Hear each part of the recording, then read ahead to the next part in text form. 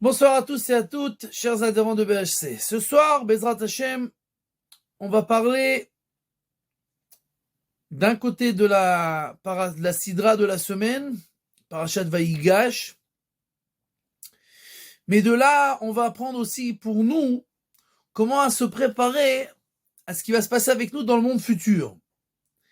Et malheureusement, on ne sait pas quand est-ce qu'on va passer au monde futur. Et la Gemara nous dit qu'on doit se préparer tous les jours à y passer parce qu'on ne sait pas quand est-ce qu'on va y passer. Malheureusement, aujourd'hui, j'étais à un enterrement d'une petite fille de 4 mois qui est décédée. Et personne ne sait combien de temps il va vivre et quand est-ce qu'il va devoir se présenter devant le tribunal céleste. Et dans la paracha, nous voyons un petit peu ce qui va se passer avec nous à la fin de notre vie. Mais avant ça, une petite histoire. Les deux frères,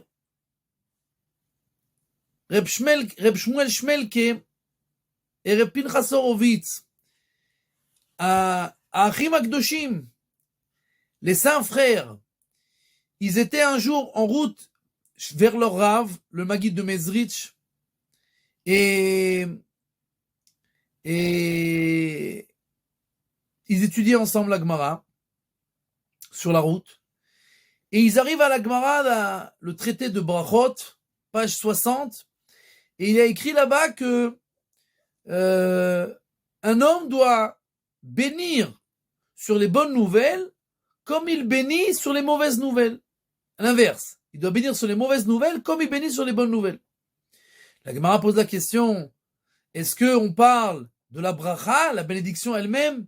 Bien sûr que non, puisque sur les bonnes nouvelles, on bénit à Tov et à Métiv, et sur les mauvaises nouvelles, on bénit Dayana Emet. Donc c'est pas la même bracha, on doit bénir de la même manière, c'est pas la même bracha. Et la Gemara nous dit qu'on doit bénir les deux brachot avec la même joie, de la même manière. C'est-à-dire de la même manière que quand on reçoit des bonnes nouvelles, on dit Atov Ametiv avec joie. Quand on reçoit une mauvaise nouvelle, on doit faire Dayana Emet avec la même joie. Donc si on a une petite bonne nouvelle, alors on a une petite joie. Si on a une petite mauvaise nouvelle, on doit avoir une petite joie quand on fait la bracha de Dayana Emet. Quand on a une grande bonne nouvelle, on doit avoir une grande joie pour faire Atov Ametiv. Quand on a une grande mauvaise nouvelle, on doit avoir une grande joie quand on dit Dayana Emet. Bien entendu, cette Gemara est tout à fait extraordinaire. Comment on peut demander à quelqu'un d'avoir la même joie? Cette petite fille, aujourd'hui, qui est à l'enterrement, est-ce qu'on peut avoir la même joie quand elle est née et avoir la même joie quand on fait la bracha Dayana Emet pendant l'enterrement? C'est pas simple. Et la Gemara nous dit que c'est comme ça. On doit avoir la même joie. Les deux rabbanim étaient perplexes. Comment expliquer cette Gemara? Ils arrivent chez le Maguid de Mezrich, le Rav, et ils posent la question au Rav de leur expliquer la Gemara. Le Rav dit non, mais ça c'est une Gemara simple. Ça, même Zusha peut vous expliquer. Il y avait un Rav qui s'appelait Reb Zusha de Anipoli. Qui c'est ce Rav Zusha? Allez au Beth Midrash, vous allez le trouver. Bon, ils étaient sûrs que si le Rav les envoie chez le Rav Zusha, certainement c'est un grand érudit, quelqu'un qui est un grand Rav avec une grande redingote, etc. Bon, il rentre au Beth Midrash, il cherche quelqu'un comme ça qui a l'air imposant et important. Il voit une des personnes là-bas, il s'approche de lui, vous êtes Rav Zusha? Ah non, Rav Zusha c'est plus loin, c'est à côté du four. Ils approchent comme ça, ils vont vers la fin du Beth Midrash, ils voient assis par terre quelqu'un tout maigre, en haillon, qui a l'air de ne pas avoir mangé, ça fait quelques jours, qui est en train de lire des psaumes, Teilim, ni en train d'étudier la Gemara, ni en train d'étudier le Shulchan Aruch, il est en train de lire Teilim.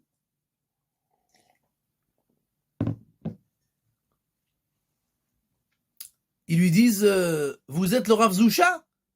Il dit, je suis Zusha. Le Maguid de Mezrich nous a envoyé chez toi.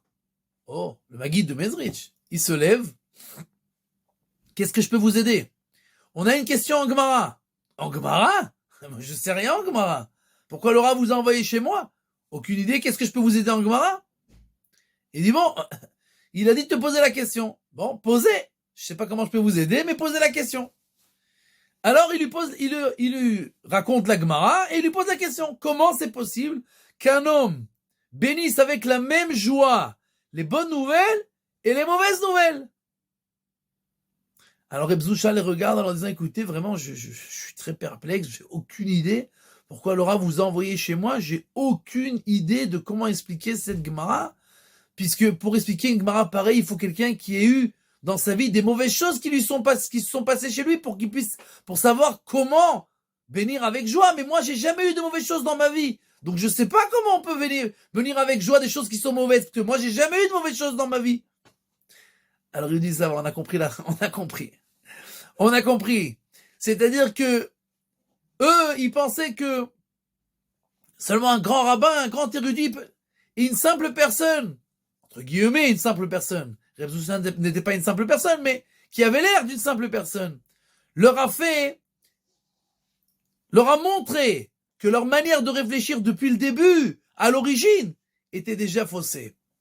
Donc des fois, la tochecha, comment on dit la tochecha en français, les remontrances, on les reçoit des gens les moins attendus. Dans la Gemara, dans la paracha de la semaine, les frères qui ont vendu Joseph, qui est arrivé en Égypte, Joseph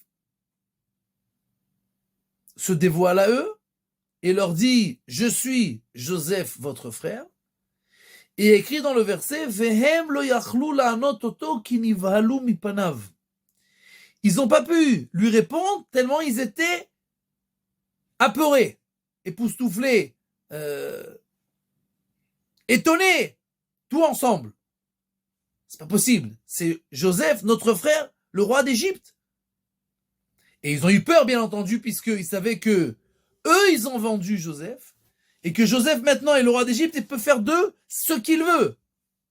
Et donc, il écrit qu'ils n'ont pas pu lui répondre, parce qu'ils avaient peur.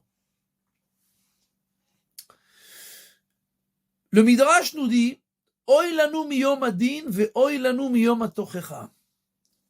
Oy va avoy, sur nous, par rapport au jour du jugement et par rapport au jour des remontrances. C'est-à-dire ce qui va se passer à la fin des temps. Quand on va arriver devant le tribunal céleste, alors le Midrash nous dit Oy va avoy. Pourquoi Oy va avoy? Puisque, deux choses. Bilham, quand son ânesse lui a fait une remontrance, il n'a pas pu lui répondre. Devant son ânesse, il n'a pas pu répondre à la remontrance. Nous, comment on va répondre à la remontrance d'Akadosh Baruch Hu?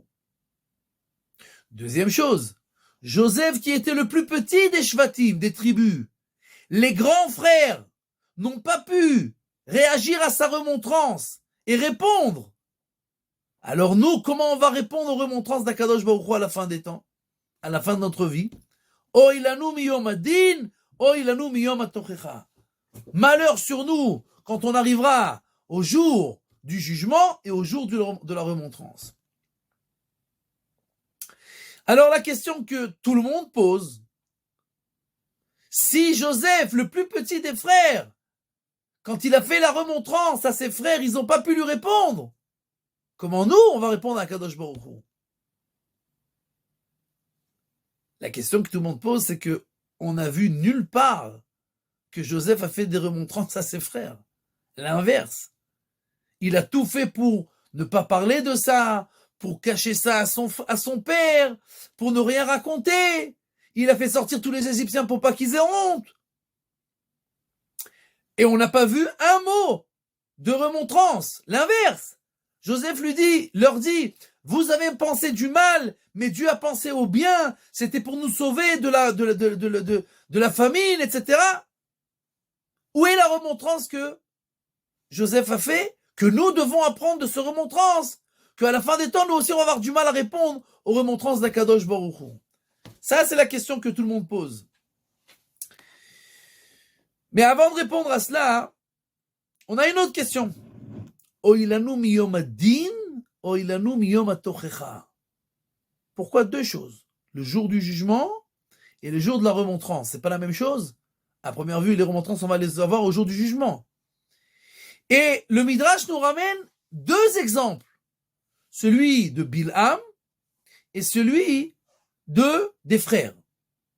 Bilham face à son ânesse qui n'a pas pu répondre, et les frères face à Joseph qui n'ont pas pu répondre. Alors, la première explication du Khatam Sofer, le Rav Moshe Sofer Zatzal,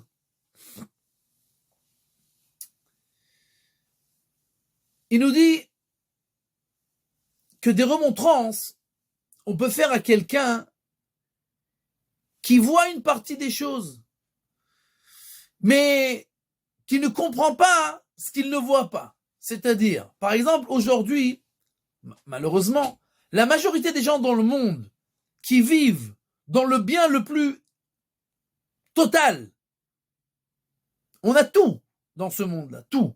La santé, les enfants, la maison, le travail, la nourriture, la voiture, la maison, tout.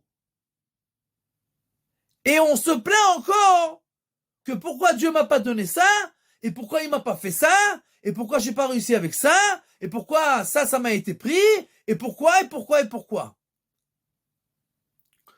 Donc c'est pas que on peut à ces gens-là juger parce qu'ils pensent que eux ils doivent juger à Kadosh Baruch Hu. Ils sont tellement sûrs que ce qu'ils ont, c'est normal qu'ils l'ont. Donc c'est eux qui ont un jugement sur Akadosh Baruch Hu, pas Akadosh Baruch Hu qui peut les juger à eux, parce qu'ils se rendent même pas compte que tout ce qu'ils ont. Je vais vous dire quelque chose d'extraordinaire.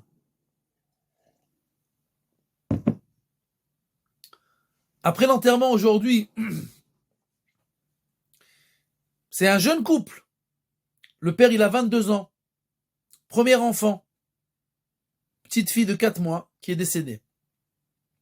Premier enfant. Pas facile du tout. Et je m'approche de lui après l'enterrement et je l'entends parler avec des amis qui étaient autour de lui. Et qu'est-ce que je l'entends dire? Il dit, je vous promets, le plus important dans la vie, c'est de dire merci à Kadosh Baruch Hu 10 fois par jour. Même quand elle était malade, et même aujourd'hui qu'elle est décédée, on n'arrête pas de dire merci à Kadosh Baruch Hu. Mizmor Letoda. Et un des copains, il dit, oui, tu m'as tellement dit, moi je le connais déjà par cœur grâce à toi, etc. Alors que la fille était malade pendant 1 mois, elle était hospitalisée, sans pouvoir respirer, etc. Mizmor Letoda. 10 fois par jour, après que sa fille est décédée. Sa première fille, son unique fille. Alors, il y a des gens comme ça, mais la majorité des gens, ils sont pas comme ça. La majorité des gens, ils croient que tout leur revient, que tout est normal, tout est naturel. Et ce qui manque, c'est pas normal. Et donc, on peut se plaindre encore à Kadosh Baruch Hu. Des gens comme ça, on peut pas les juger, parce que eux, ils pensent que eux, ils doivent juger à Kadosh Baruch Hu. Mais on peut leur faire des remontrances. Ça leur dit, dites-moi, ce que tu vois, tu le vois pas. Ce que t'as pas, tu te plains. Mais ce que t'as, ça, tu le vois. Bilham, il se plaint. Pourquoi l'ânesse, elle le porte pas? Pourquoi elle avance pas? L'ânesse lui fait une remontrance. Il lui dit, écoute, en lieu de te plaindre, est-ce que jusqu'à présent, tout ce que tu m'as demandé de le faire, est-ce que je l'ai fait? Il lui dit oui. Alors il lui dit, alors, réfléchis une seconde. Si tout ce que tu m'as demandé, je l'ai fait, pourquoi tu penses que ça, je ne vais pas le faire? Pour rien? Sans raison? Réfléchis une seconde. Ça, c'est la tochecha. La tochecha, c'est la remontrance. Réfléchis une minute. Donc, à la fin des temps, il y a des gens à qui on ne pourra pas juger, mais on pourra leur faire des remontrances. Mais, il y a des gens, non seulement ça, qu'on doit les juger parce que non seulement ils se plaignent, mais en plus, c'est pas seulement ils disent oui la Kadosh Baruch Hu, pourquoi il m'a pas donné, pourquoi il m'a pris, etc. Mais il dit, tu sais quoi, Dieu il a rien fait pour moi, moi je fais rien pour lui. Oublie-moi. Et en fait, Meshalem Ra Tachat Tova. en paiement de toutes les bontés que Dieu lui fait, lui, il rend que des mauvaises actions. Il efface. Chas v'shalom HaKadosh Baruch Hu, il fait comme s'il voyait rien, et il fait ce qu'il veut. Les frères, quand ils voient que Joseph, il peut faire avec eux ce qu'il veut maintenant. Et il leur donne tout. Il leur donne à manger, il leur dit d'amener leur famille, leur père, leur bétail, qui va les faire vivre, qui va leur donner tout ce qu'ils ont besoin, etc. Et ils voient en fait que ce qu'ils ont fait, c'est qu'ils ont payé le mal contre le bien. Ils ont donné en retour de ce que Joseph fait pour eux que du mal. Et à la fin des temps, bien entendu, ça c'est le Yom Hadin. C'est déjà plus des remontrances, c'est le jugement. Comment tu peux, à l'encontre de ce que Dieu t'a donné, et Dieu t'a donné infini, l'infini. Qu'est-ce que t'as donné en échange? Que des coups de pied, que des insultes, t'as fait ce que t'as voulu, etc. Alors ça, c'est l'explication du Khatam Sofer, Oy lanu miyom adin ve oy lanu miyom atochecha. Le Bess Alevi, Rabbi Yosef Dov Soloveitchik Zatzal, il vient, il donne une explication extraordinaire, mais avant de donner cette explication extraordinaire, je vais vous amener d'abord une Gemara et un Tana de Eliyahu pour comprendre ce qu'il va dire. La Gemara dans Masechet Sanhedrin, page 6 ou 7, 6a ou 7a, 7a, Zain Amud Aleph, nous dit que quand un homme décède, la première chose qu'on lui pose la question, c'est est-ce qu'il a étudié la Torah? Tosfot sur place, il dit, je comprends pas, la Gemara dans Shabbat, page 30, 31, elle nous dit que la première question qu'on pose à quelqu'un, Nasata venatata be'emuna, est-ce que tu as fait ton business comme il fallait? Deuxième question, Kavata itim la Torah, est-ce que tu as fixé des temps pour étudier la Torah? Donc la première question, c'est pas sur la Torah, la première question, c'est sur le business. Tosfot explique ce qu'il explique, il y a encore des dizaines et des dizaines d'explications sur cette question, mais il y a une explication du Tana de Eliyahu. Tana de Eliyahu nous raconte qu'une fois Eliyahu Navi allait sur son chemin et sur la route, il voit en face de lui quelqu'un et il voit sur son front qui clignote comme ça, mécréant, un rachat. Il ne peut pas le louper. Alors il lui dit, dis-moi, je ne sais pas si tu es au courant, mais ça va très mal se passer pour toi quand tu vas décéder, quand tu vas partir de ce monde-là. Il dit, mais non, moi je suis tranquille. Ah, en plus t'es tranquille. Pourquoi t'es tranquille? Parce que j'ai une excuse toute prête. Ah, t'as une excuse en plus. C'est quoi l'excuse? Il dit, je t'explique. Moi, je suis quelqu'un de pas intelligent. Je comprends rien. Je suis un peu bébête. Donc je comprends rien, j'étudie la Torah, je comprends pas, donc je sais pas. Si je comprends pas, je peux pas étudier. Si je peux pas étudier, je sais pas. Et si je sais pas, ben on peut pas me punir. Il dit, ah waouh, ça c'est une bonne excuse. Bon, Eliyahu Navi commence à lui parler de ça et de ça. Et alors il lui dit, dis-moi, qu'est-ce que tu travailles? Il dit, moi je suis un pêcheur, je pêche. Il dit, ouais. Être un pêcheur, c'est pas tellement compliqué, hein? Il dit, oh, oh, oh, oh, parle pas comme ça. C'est pas simple du tout d'être pêcheur, hein? Qu'est-ce que tu crois? Il faut savoir où aller dans la mer, où sont les courants chauds, les courants froids. Il faut savoir comment tisser les maillons. Il faut savoir comment jeter le filet, avec quel angle le récupérer pour pas qu'il se déchire. Et c'est des mathématiques. Et ouais. Eliyahu Navi le regarde en souriant et lui dit que tes oreilles entendent ce que ta bouche parle. Pour aller pêcher du poisson et faire du fric, Ça, t'es la personne la plus intelligente du monde. Dieu t'a donné toute l'intelligence que t'as besoin. Mais pour aller étudier la Torah, tout d'un coup, t'as plus d'intelligence. Tu sais plus rien, tu comprends plus rien. Et les commentateurs expliquent que la première question qu'on pose à la personne, c'est quoi? Business. Tu savais faire? Comme il faut? Ouais? Ok, deuxième question. Étudie la Torah. T'as étudié ou pas? Et tu peux déjà plus répondre. Ouais, mais écoute, je suis pas intelligent, je savais pas étudier. Oh, oh, oh, oh. On t'a déjà posé la question avant. Le business. Tu savais étudier? T'as fait des études? T'as compris? T'étais intelligent? T'étais suffisamment intelligent pour faire de l'argent? Alors, t'as plus d'excuses pour la deuxième question. Donc, en fait, la première question, c'est que l'introduction de la deuxième. Mais la véritable question, c'est est-ce que t'as raté ta vie ou pas? Est-ce que t'as étudié la Torah? T'es venu dans ce monde-là pour ça? Alors, est-ce que t'as tout raté? Et tu vas dire, non, mais j'ai une excuse. Ton excuse, on te l'a déjà annulée avant, avec la première question, qui est en fait seulement l'introduction de la véritable question. La première question qu'on pose à un homme, c'est est-ce qu'il a étudié la Torah? Est-ce qu'il s'est occupé dans ce monde-là de sa vie? De la chose la plus importante. Et pour ne pas qu'il ait d'excuses, alors avant déjà, on lui pose la question sur le business. Et maintenant, il n'y a plus d'excuses. Mais en fait, la véritable question, c'est sur la Torah. Et maintenant, on comprend ce qui se passe extraordinairement bien.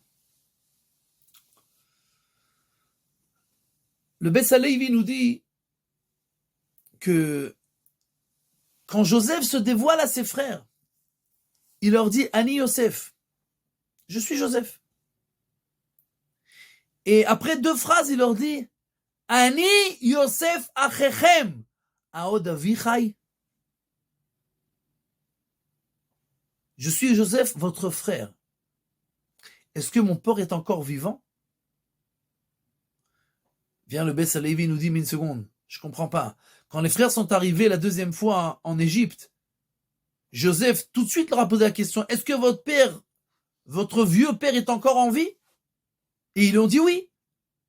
Pourquoi tu reposes la question? Et le Beth Alevi vient et nous dit, ça c'est la remontrance de Yosef. Oilanu miyom adin ve oilanu miyom atochecha. Yosef, c'était quoi sa remontrance? La dernière phrase qui a été dite juste avant par Yehuda. Judas vient et dit à Joseph, tu peux pas prendre Benjamin. Tu peux pas le garder chez toi. Pourquoi? Parce que c'est le fils de Jacob. Et Jacob, il est fou amoureux de lui. Et son âme est attachée à son âme. Benafsho keshura benafsho. Et si tu vas le garder, il va mourir. Il pourra pas supporter le choc. Joseph leur dit, Ani Yosef achechem. Vous dites, vous pouvez pas lâcher Benjamin parce que c'est votre frère et que il est attaché à Jacob. Moi aussi, je suis votre frère. Aod avichai. Est-ce que mon père est encore en vie? Est-ce que Jacob est encore en vie? Ça, je le sais. Je vous ai déjà posé la question quand vous êtes arrivés. Mais là, je vous pose une autre question. Est-ce que mon père est encore en vie? Vous dites que Benjamin, il peut pas rester parce qu'il va pas tenir le coup. Et quand moi, je suis pas resté, il a tenu le coup. C'est-à-dire que la remontrance, elle est faite en reprenant les mots de Judas. Son âme est attachée à son âme, et moi? Non? Moi, je suis pas votre frère. Jacob, c'est pas mon père. Aod avichai. C'est pas une question de savoir est-ce qu'il est encore vivant. Ça, on le sait déjà. Mais est-ce que mon père est encore vivant? Ça, vous n'avez pas pensé à ça? Ça, c'est la remontrance. Et puis nous dit le Beth Alevi, c'est exactement ce qui va se passer à la fin des temps. Oilanu miyom adin ve oilanu miyom atochecha. À la fin de notre vie, on n'aura aucune excuse. Parce que chaque mot qu'on va dire sera retourné contre nous. C'est-à-dire, je suis pas intelligent, oh, business, tu l'as fait? Ok. Donc t'as aucune excuse.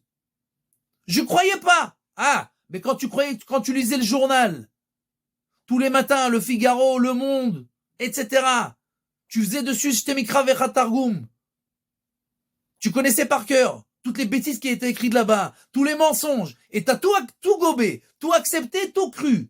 Ça, tu peux croire. Mais la Torah, non. Alors avec tout ce qui s'est passé dans notre vie, le business, toutes les bêtises qu'on a fait, c'est ça la Torecha. La Torecha, tu dis Nasho Kovshura ben Nafsho, et moi alors, je suis où dans cette histoire? Aodavichai, est-ce que mon père est encore vivant? La remontrance, c'est de reprendre ce que toi t'as dit et de dire alors t'as aucune excuse sur tout ce que t'as pas fait de bien. De la même manière, à la fin des temps, nous dit le Bess Alevi, Dieu va tout reprendre ce qu'on a fait et dire, il n'y a pas de problème. Moi, j'ai rien à dire. Mais toi, quand t'as cru le journal, pourquoi t'as pas cru la Torah? Quand t'as su faire du business, pourquoi t'as pas étudié la Torah? Pourquoi t'as pas fait des mitzvot? Quand t'as compris tes études à l'université, pourquoi t'as pas pris le temps pour étudier la Torah? Donc, ça nous dit le Bess Alevi, c'est la Torecha à la fin de notre vie.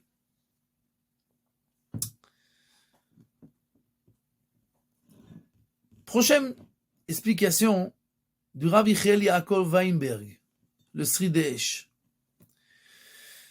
Le Sridesh nous dit, on raconte qu'une fois qu'il y avait un juif qui était assis dans le train en Russie. Et à côté de lui, sur la chaise à côté de lui, il y avait une valise. Rentre un soldat russe, se met à hurler dessus. Salut Youpin, enlève ta valise. Le juif le regarde, il réagit pas. Il dit, tu m'entends pas ou quoi? Enlève ta valise, sale juif. Le juif sourit comme ça et fait même pas attention. Il dit, je te préviens, tu vas le payer cher. Il réagit pas. Le soldat s'énerve, prend la valise, la jette par la fenêtre. Le soldat lui dit, t'es content maintenant? Le juif rigole. Il lui dit, écoute, j'ai aucune raison de me plaindre. C'est pas ma valise. C'est un officier au gradé qui était ici. Ça n'a rien à voir avec moi. Alors, le fait de se taire, quand on se tait des fois, c'est la pire des remontrances. Le Rav Yechiel Yaakov Weinberg nous dit, Oy lanu miyom adin, oy lanu miyom atochecha. Joseph, le plus petit des tribus, les frères n'ont pas pu lui répondre à sa remontrance. Mais quelle remontrance? Il n'a fait aucune remontrance. Nous dit le Sridesh exactement. C'est la pire des remontrances. Que Joseph n'a fait aucune remontrance. C'est-à-dire, les frères ont vendu Joseph. Pourquoi? Ils ont voulu le tuer. Pourquoi? Parce que Joseph, il est comme ça, et comme ça, et comme ça, et comme ça, et ça malotru, et il dit du mal sur nous à notre père, et il nous veut du mal, et Et ils ont une liste. Et maintenant, Jacob peut faire d'eux ce qu'il veut. Les mettre tous à mort. Et qu'est-ce qu'il fait? Rien. Il se tait. Et alors, ils comprennent à quel point ils se sont trompés. Sur toute la ligne. Sur leur manière de voir, sur leur manière de juger Joseph, sur ce qu'ils croyaient que c'était son caractère, sa manière de réfléchir. Ils ont compris qu'ils se sont gourés sur toute la ligne. Comment ils ont compris ça? Parce que Joseph chétu. En se taisant, il leur a montré à quel point c'était un juste, un pieux, un tzaddik, qui pouvait leur faire tout le mal qu'ils voulaient et qui leur a donné que du bien.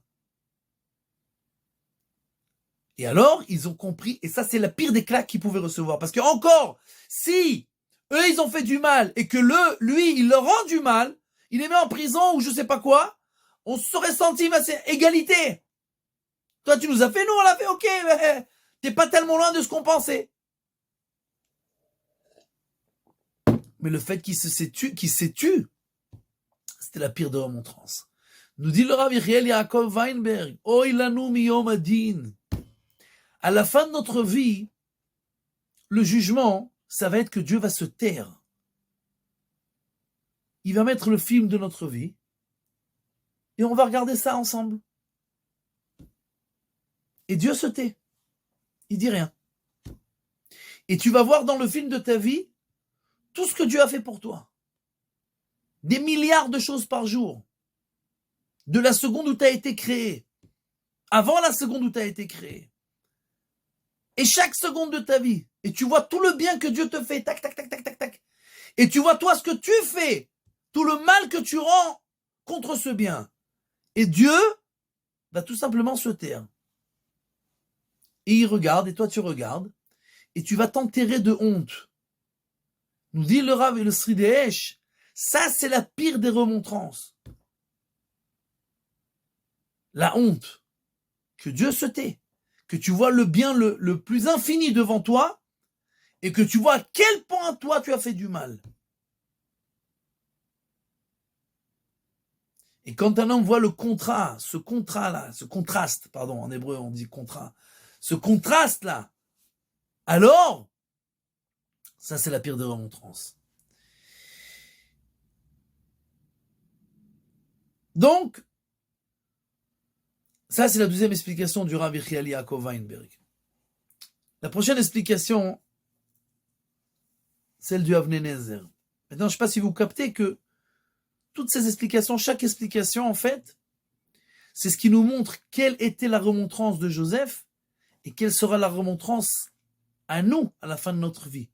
Comme ce qui est écrit dans le Midrash. Oilanu miyom hadin, du jugement céleste à la fin de notre vie, comme ce qui s'est passé aux remontrances de Joseph à ses frères. La prochaine explication du Avnei Nezer, Admon de Sochotchov. Le Avnei Nezer nous dit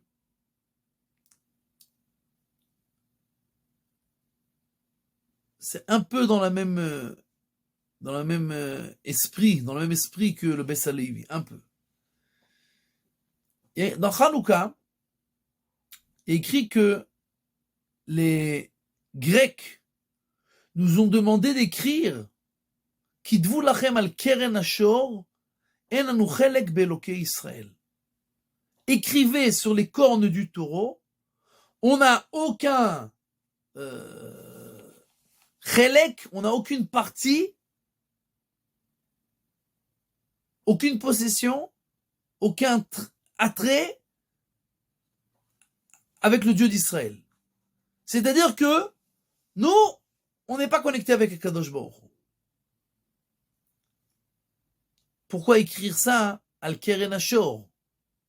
Pourquoi écrire ça sur la corne des taureaux? Écris ça sur la porte de ta maison. Pourquoi sur la corne des taureaux? Alors, d'un point de vue historique, alors il faut savoir qu'à l'époque, aujourd'hui, quand on veut faire de la pub, alors on met des stickerim sur les voitures, des autocollants. Alors, chacun qui veut dire quelque chose, il met un autocollant sur sa bagnole derrière, et voilà, tout le monde sait ce qu'il veut dire. Ça, c'est la pub qu'il veut faire. À l'époque, il n'y avait pas de voiture. Et quand on voulait faire de la pub, eh ben, les taureaux qui se promenaient partout, sur les cornes, qui étaient les choses les plus hautes du taureau, là-bas, on faisait de la pub. On écrivait des choses, on mettait des drapeaux, toutes sortes de choses. Mais c'était sur la corne des taureaux. Donc, les Grecs ont voulu que les Juifs montrent à tout le monde. Nous, on n'est pas connecté avec Akadosh Baruch Hu. On n'est pas connecté. Mais plus profondément, les commentateurs expliquent, le Avnei Nezer explique. Il faut écrire sur la corne du taureau. La corne du taureau, le taureau, c'est le Eigel Hazav, c'est le veau d'or.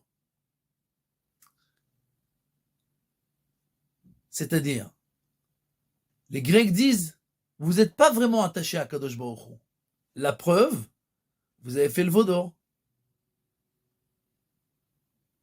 5 minutes, vous n'avez pas vu Moshe. 5 minutes, vous êtes complètement déconnecté d'Akadosh Baruch Hu et vous avez directement fait le veau d'or. Alors, Écrivez sur les cornes du taureau, de ce veau. Écrivez que vous n'êtes pas connecté avec Akadosh Baruch Hu. Et quelle est la réponse? La réponse, c'est le Shevet Lévi. Le Shevet Lévi, eux-mêmes, quand ils n'ont rien vu, c'est-à-dire que pour eux, Moshe, eux aussi, ils croyaient qu'il était décédé, etc. On voyait rien. On est un peu désespéré, on ne sait pas quoi faire. On n'a plus qui nous guide. On est connecté dans notre âme avec Akadosh Baruch Hu, et quand même quand on voit rien, on sent. Et donc, le Shevet Lévi, c'est la réponse. Et il y a une Gemara qui nous dit qu'une femme dont le mari est parti et a disparu, elle est Aguna. Il y a écrit que si il y a un témoignage, même c'est pas un témoignage qui est valide, une femme qui vient, un témoin qui vient, il en faut deux en général, la femme elle-même qui vient, alors qu'un homme en général il peut pas témoigner sur lui-même, etc. Et elle dit j'ai vu mon mari qui est mort, ou quelqu'un dit je l'ai vu qui a été assassiné, etc. Elle peut se marier. Mais si son mari revient après, alors elle doit divorcer des deux maris. Les enfants sont des mamzerim des deux maris. Si elle est Kohenet, elle peut plus manger de la trouma. Si elle est Lévi, elle peut plus manger du maaser, etc. Elle perd sa ktouba des deux, etc., etc. Il y a une liste de tout ce qu'elle perd. Et la Gemara explique, c'est-à-dire que d'un point de vue de la vérité, tant qu'on n'a pas un véritable témoignage que cette femme, elle est libre, c'est-à-dire qu'elle n'est pas mariée, elle n'a pas le droit de se marier parce qu'elle est mariée pour l'instant. Donc nous, on accepte même un petit témoignage de rien du tout, qui n'est pas valide du tout. Mais tout ça, c'est parce qu'on se fixe sur le que la femme, elle sait qu'elle va très cher payer si elle n'a pas véritablement vérifié et qu'elle n'est pas sûre à 100%. Nous, on veut l'aider. On veut pas qu'elle reste veuve et toute seule toute sa vie. Donc, on veut l'aider.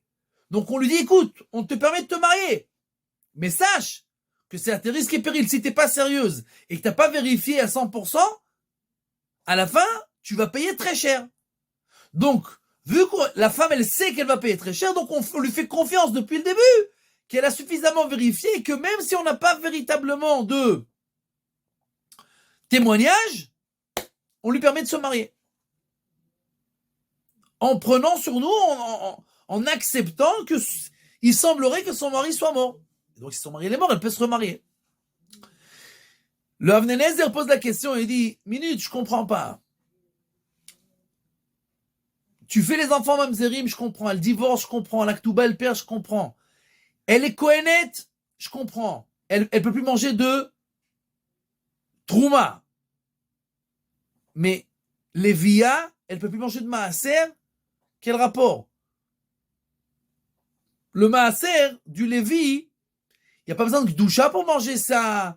C'est-à-dire qu'une Kohen, si elle est halal, si elle est prostituée, elle peut plus manger parce qu'il faut de la doucha pour manger la trouma. Mais le maaser, c'est rien du tout. Pourquoi elle peut plus manger le maaser? Elle est Lévia, elle reste Lévia.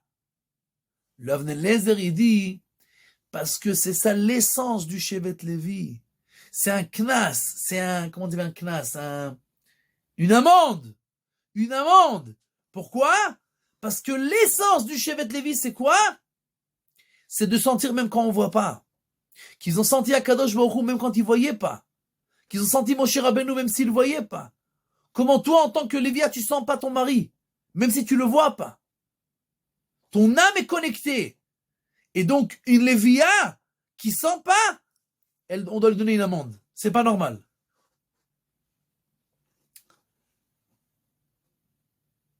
Yosef et Yaakov, benafsho keshura benafsho. Jacob est en deuil pendant des années. Et des années. Et des années. sur son fils qui est mort. La Gemara nous dit que il y a un décret céleste qu'après 12 mois, on oublie les morts pour qu'on puisse continuer à vivre. Comment c'est possible que Yaakov n'a pas oublié? Ah, parce que Yaakov, il sentait son fils. Venafsho keshura benafsho. Et il sentait que son fils était encore vivant. Quand sur un mort, on l'oublie après 12 mois, mais pas sur un vivant. Ah, mais tu sais pas qu'il est vivant. Je sens qu'il n'est pas mort. Et Yosef, il sent que son père est mort. Aod avichai, est-ce que mon père est encore vivant? Je sens qu'il est comme mort. Lui, il sent que je suis vivant, mais moi, je sens qu'il est mort. Les commentateurs nous disent, Vaïchi Yaakov, Vaïchi, Vav, Yud, Chet, Yud. Vav, c'est 6, Yud, c'est 10, Chet, 8, et Yud, 10. 10 et 10, 20, et 8, 28, et 6, 34. Vaïchi Yaakov. Yaakov, il a vécu. Combien il a vécu, nous disent les commentateurs? 34 ans. Quel 34 ans? Il a vécu 175 ans. De quoi tu parles? Non. Joseph a été vendu à l'âge de 17 ans. Pendant 10 ans, il était avec son père. Yaakov, toute sa vie, il a travaillé pour se marier avec Rachel et pour avoir le premier enfant d'elle qui était Joseph. Il a commencé à vivre véritablement à la naissance de Joseph, 17 ans. Et à la fin de sa vie, quand il est arrivé en Égypte, il a vécu encore 17 ans avec Joseph et après il est décédé. 17 et 17, ça fait 34. Nous disent les commentateurs, Vaïchi Yaakov. Yaakov a véritablement vécu que pendant les années où il était avec Joseph. 34 ans. Vaïchi Yaakov. Yaakov, il a vécu 34. Donc Joseph sentait dans son âme, Aod avichai, est-ce que mon père est encore vivant? Je sens qu'il est comme mort. Venafsho keshura benafsho. C'est-à-dire qu'on est censé sentir comme Yosef, la remontrance qu'il a fait à ses frères. C'est-à-dire que moi, mon père, il me sent et moi, je le sens. Comment vous nous avez déconnectés l'un de l'autre? La remontrance à la fin des temps, c'est comment toi, tu n'as pas senti Akadosh Baruch Hu. Dieu, il est avec toi sans arrêt, sans cesse, tout le temps, chaque seconde. Et comment toi, tu t'es déconnecté? Venafsho keshura benafsho. Et donc, même quand tu le vois pas, tu es censé le sentir. Mais ça, c'est un travail. Ça arrive pas tout seul. Un juif doit réfléchir toute sa vie, doit prier. Et quand il prie, c'est pas seulement dire les mots. C'est se concentrer sur ce qu'il dit. C'est vivre les mots. C'est sortir dehors et parler avec Akadosh Baruch Hu. Le sentir, le voir les bienfaits qu'il nous fait sans arrêt. Dire Mizmor Letoda au moins 10 fois par jour. Au moins 10 fois par jour. Nous, au Kollel, tous les jours, on fait après Mincha, on fait 2 Pirkei Tehillim pour les Chayalim. Et toujours après, moi, je fais tout seul Mizmor Letoda. J'essaye de faire le maximum. Mizmor Letoda. Parce que même avec les malheurs qu'on a, ça aussi, c'est Mizmor Letoda. Même avec les catastrophes et les morts, ça aussi, c'est Mizmor Letoda. Nous, on comprend pas, on a du mal. On a de la peine. Mais on sait que c'est Mizmor Letoda. Donc, nous dit le Avnei Nezer, ça, c'est la remontrance de Yosef. La remontrance de Yosef, c'est que moi et mon père, on est accrochés comme ça et vous nous avez déconnectés. Et la remontrance d'Akadosh Baruch Hu à la fin des temps, à la fin de notre vie, c'est comment toi, tu ne m'as pas senti alors que moi, je t'ai senti tout le temps. J'étais tout le temps avec toi. Alors,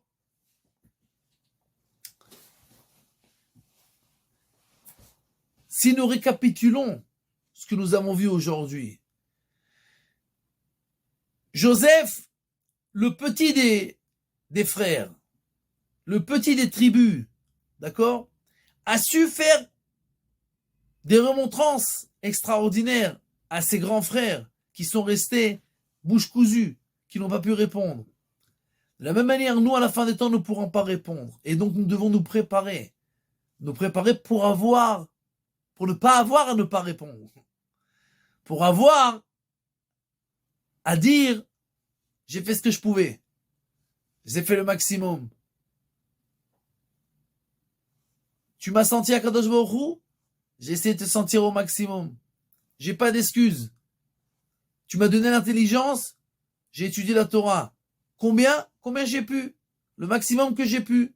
Sans excuses. Non, j'ai pas le temps, j'ai pas l'intelligence, j'ai aucune excuse. Je veux pas d'excuses. Un juif, il cherche pas des excuses. Nous sommes les descendants d'Avraham Avinu. Avraham Avinu, à l'âge de 100 ans, il est vieux. Il a fait la circoncision, il est malade. Il est alité. Il fait chaud. Il a toutes les excuses du monde pour aller dormir. Et qu'est-ce qu'il fait? Il se met à la porte de sa tente et il attend les invités. Mais qu'est-ce qui t'arrive? D'un point de vue de la halakha, t'es acquitté. T'es pas tour. T'as aucune obligation. Il y a Avraham Avinu, il dit, moi je veux aucune excuse. J'ai toutes les excuses du monde et j'en utilise même pas une. Je ne veux pas d'excuses. Je veux faire. Et donc nous devons nous aussi apprendre de notre ancêtre qu'on n'a jamais, même quand on a des excuses, on les utilise pas. On ne veut pas on veut faire ce qu'on doit faire. On veut, c'est comme ce qui est écrit dans la soukha. Mitztaher patur min la soukha. Mais moi je veux pas être mitztaher. Même si je veux pas être comment dire, désolé par le fait d'être dans la soukha. Mais t'as une excuse. Je veux pas d'excuse. Je veux rester dans la soukha. La soukha, c'est la maison de Dieu. Je veux être proche d'Akadosh Baruch Hu. Et donc, en fait, faire attention, qu'est-ce qu'on fait? Est-ce qu'on n'est pas en train de se créer des choses qui pourront aller contre nous à la fin du jeu, à la fin du compte? De lire des bêtises et de croire tout ce qu'on entend et tout ce qu'on lit, ou de croire les véritables choses qu'on a reçues de la Torah? L'étude, les mitzvot. J'ai le temps pour faire des bêtises et pour voir des bêtises. J'ai pas le temps d'aller à un cours. Il faut faire attention, est-ce qu'on n'est pas en train de préparer les excuses que Dieu pourra utiliser, entre guillemets, utiliser contre nous. Bien entendu, c'est pas un jeu. Et c'est pas que Dieu nous cherche, Dieu ne nous cherche pas, entre guillemets. D'accord? Mais, à la fin du compte, yesh din ve yesh dayan. Oilanu miyom adin. Le Midrash nous dit, écoute, tu peux faire, j'ai rien vu, je sais pas, je connais pas, tout ira bien. Tu peux, il n'y a pas de problème. Mais le Midrash nous dit, Oilanu miyom adin, prépare-toi parce qu'à la fin, quoi que tu fasses, quoi que tu veuilles, il faut donner des comptes. D'accord? Et donc, on apprend de Joseph, de la rencontre avec les frères. Toutes les excuses qui pourront être utilisées par nous et contre nous, et qu'est-ce que nous on doit faire maintenant pour se préparer et arriver prêt, Bezrat Hashem, jusqu'à 120 ans, à la fin de notre vie, prêt pour le jour du jugement céleste, pour passer comme il faut, et pour continuer jusqu'à l'infini, Bezrat Hashem, proche d'Akadosh Baruch Hu. Tov, question.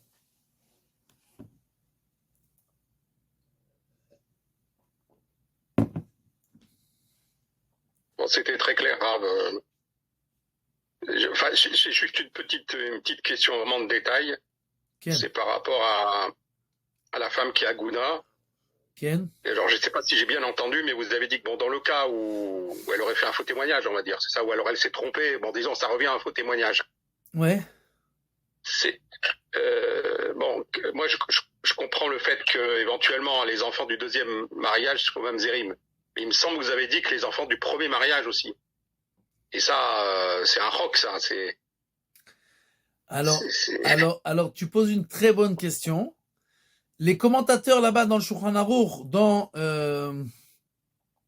Even HaEzer, le 17e chapitre, et là-bas, le commentateur explique que quand on dit qu'ils sont mamzer, ils sont pas vraiment mamzerim du premier mari. Du deuxième mari, ils sont vraiment mamzerim, mais le premier mari, ils sont mamzerim d'Erabanan.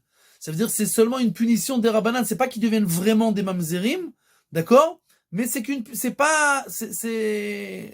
c'est une amende, entre guillemets. D'accord? D'accord. Mais il y a des commentateurs qui disent qu'en fait, ceux qui sont mamzerim, c'est pas les enfants qui sont nés avant. Parce que les enfants qui sont nés avant, bien entendu, ils sont nés comme il fallait. On parle des enfants qui sont nés après que le premier mari est revenu, que le mari est revenu, même si il est retourné avec elle alors qu'il est marié. Alors les enfants qui naissent après, ils sont mamzerim derabanan. Tu as compris? Ouais. Pas les premiers. Les premiers, c'est clair qu'ils sont kshérim. D'accord. Bon, enfin, après, la question, c'est est-ce que il y a des conséquences concrètes à cette pseudo-mamzeroute ou pas? Ah ben ils peuvent se marier qu'avec des mamzerim derabanan. Ah oui, donc c'est très contraignant alors. Ah, ça c'est sûr. Non, je veux dire, c'est pas d'accord, c'est pas que une appellation, d'accord. Ah, il y a des non, conséquences non. concrètes et elles sont très lourdes. Ouais. Mais c'est ce qu'elle dit la Gemara. C'est-à-dire que vu que la femme, elle sait qu'elle va le payer vraiment très cher, donc on lui fait confiance qu'elle va faire vraiment attention à ce qu'elle va dire. D'accord. Seider. Merci à vous.